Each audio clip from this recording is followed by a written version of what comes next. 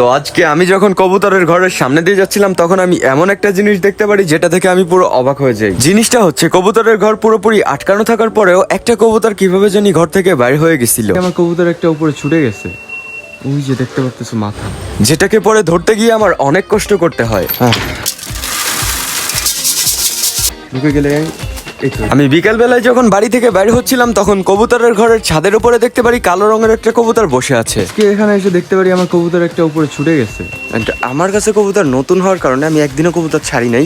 কবুতরের আগে একদিন ছুটে আমার একটা সুইটি কবুতর হারাই গেছে, তার জন্য আজকে আমি কবুতর ছাড়বো না, যে খুদ নিয়ে আসছি কবুতরের বাচ্চা হওয়ার কারণে। তোমরা দেখতেই পারতেছো কালো রঙের কবুতরটা কত সুন্দর দেখতে। এন্ড এই কবুতরটার কোনো নাম আমি এখন পর্যন্ত দেই নাই। ফটাফট কমেন্ট করে ফেলো এই কবুতরটার নাম কি রাখা যায়। আর হ্যাঁ, এটা কিন্তু মেয়ে কবুতর। ভিতরে যেহেতু খুব ধান,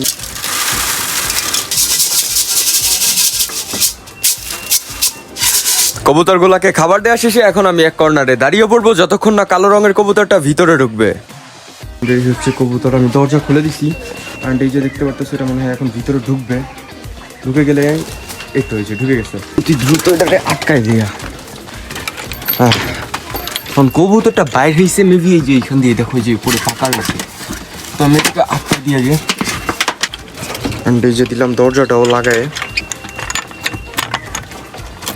তো আজকের মতো এই পর্যন্তই। নেক্সট ভিডিও পাওয়ার জন্য সাবস্ক্রাইব করে ফেলো।